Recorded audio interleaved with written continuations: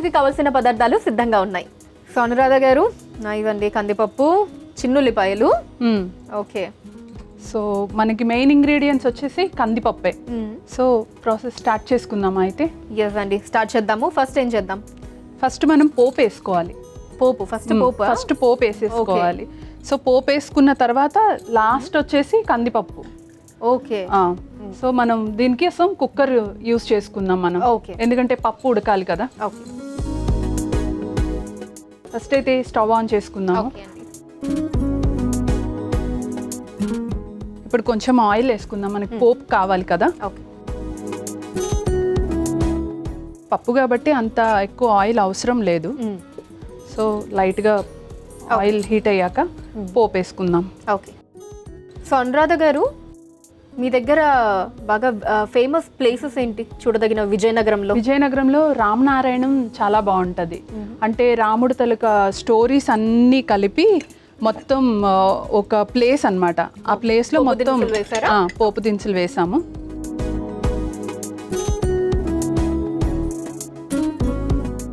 అదేంటంటే రాముడు తాలూకా స్టోరీ అంతా మొత్తం రాముడు పుట్టిన దగ్గర నుంచి ఆయన అడవులకి వెళ్ళింది, ఆ తర్వాత యుద్ధం మొత్తం అన్నీ కూడా చిన్న చిన్న ఆర్ట్స్ లాగా. సో అది చాలా బాగుంటుంది. ఇంకా ఎలా చెప్పాను కదా, పైడి తల్లమ్మ వారి టెంపుల్ ఒకటి, నెక్స్ట్ గోవిందరాజుల టెంపుల్ ఒకటి. టెంపుల్స్ చాలా బాగుంటాయి. ఇంకా మనకు జస్ట్ ఒక 30 కిలోమీటర్స్లో మనకు బీచ్ వస్తుంది, భీమ్లీ బీచ్ వస్తుంది. గోవిందరాజ్ టెంపుల్ దగ్గర కూడా బీచ్ ఉంటుంది. నెక్స్ట్ రామతీర్థాలు చాలా స్పెషల్ అన్నమాట అక్కడ. రామతీర్థాలు. కరివేపాకు వేస్తున్నాను. కరివేపాకు, ఎండుమిర్చి,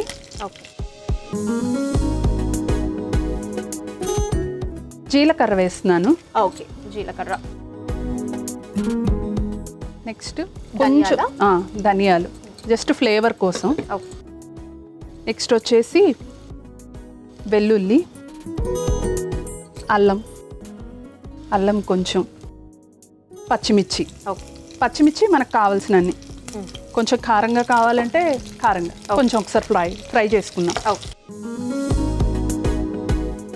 సో మీరు ఎన్నిసార్లు వెళ్ళుంటారు రామనారాయణంకి? చాలా సార్లు వెళ్ళాను, చిన్నప్పటి నుంచి అక్కడే కాబట్టి ఇంకా ఆల్మోస్ట్. బట్ రామనారాయణం లేటెస్ట్గా కట్టింది, ఓల్డ్ కాదు. చిన్న ఉల్లిపాయలు. చిన్న ఉల్లిపాయలు. ఇప్పుడు చిన్న ఉల్లిపాయలు కాకపోతే మామూలుగా ఉల్లిపాయలు, ఏ ఉల్లిపాయలైనా వేసుకోవచ్చు. కాకపోతే మనకు కొంచెం స్పెషల్ ఫ్లేవర్, స్పెషల్ టేస్ట్ రావాలి అంటే చిన్న ఉల్లిపాయలు వేసుకోవాలి.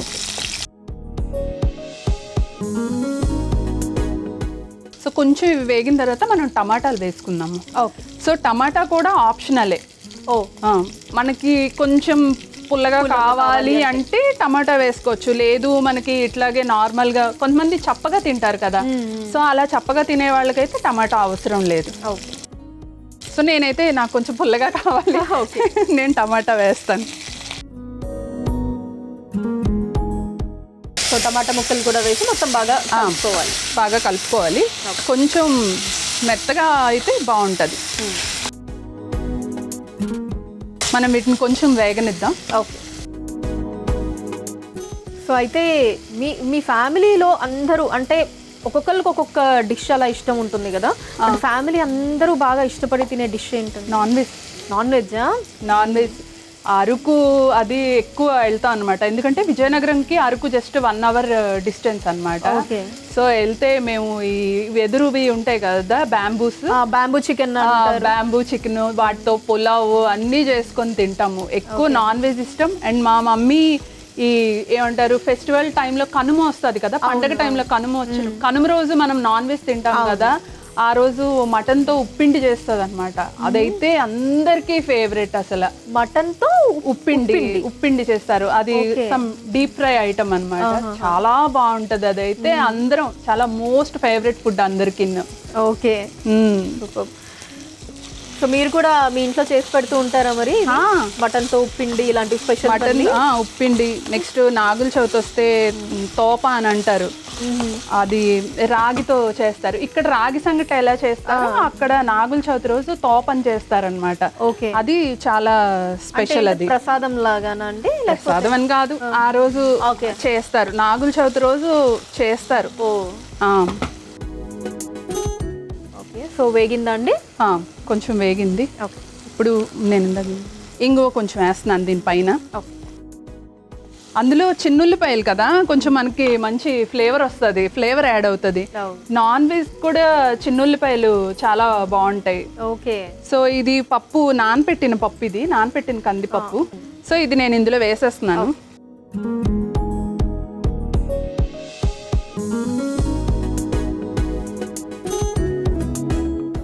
ఇది కూడా ఒకసారి మిక్స్ చేసుకుందాము. కావాలి అంటే నానబెట్టుకోవచ్చు కందిపప్పుని, లేదు అంటే నార్మల్గా వేసేసుకున్న బాగానే ఉంటుంది.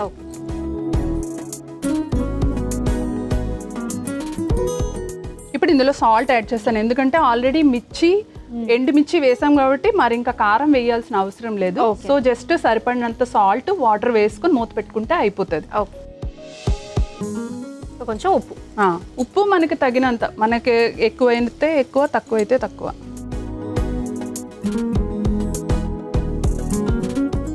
ఉప్పు వేసాం కాబట్టి ఇంక అన్ని అంతా పట్టేటట్టు ఒకసారి కలుపుకొని నెక్స్ట్ వాటర్ ఏనా అండి? వాటర్ వేస్తున్నాను. పప్పు ములిగినన్ని నీళ్ళు వేస్తే సరిపోతుంది. మూత పెట్టేసుకోవడమే. ఒక 5-6 విజిల్ వస్తే అయిపోయినట్టే. ఓకే, అనురాధ గారు ఉడికిపోయి ఉంటుంది కదండి? అయిపోయింది. ఓకే, చూద్దామా? ఓపెన్ చేసి చూద్దాం.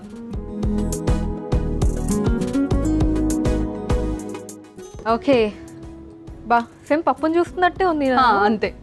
ఓకే, కొంచెం పల్చగా చేసుకోవచ్చు కొంచెం వాటర్ వేసి, లేదు ఇట్లాగే కొంతమందికి ఇలా కొంచెం గట్టిగా ఇష్టం ఉంటుంది కదా, వాళ్ళు ఇలానే తినొచ్చు. ఓకే, సో ఇప్పుడు ఇంకా దీంట్లో యాడ్ చేసేది ఏం లేదు. ఓకే, ఇంకా సర్వింగ్ బౌల్లోకి తీసేసుకోవచ్చా?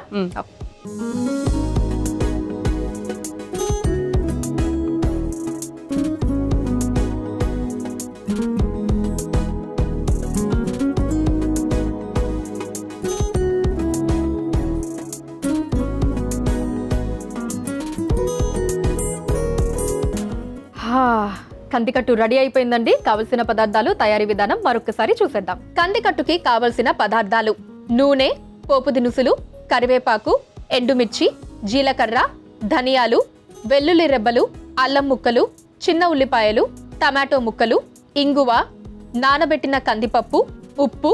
కందికట్టు తయారు చేసుకునే విధానం: ముందుగా స్టవ్ ఆన్ చేసి కుక్కర్లో నూనె పోసి వేడయ్యాక అందులో పోపు దినుసులు, కరివేపాకు, ఎండుమిర్చి, జీలకర్ర, ధనియాలు, వెల్లుల్లి రెబ్బలు, అల్లం ముక్కలు, పచ్చిమిర్చి, చిన్న ఉల్లిపాయలు, టమాటో ముక్కలు వేసి వేయించుకోవాలి.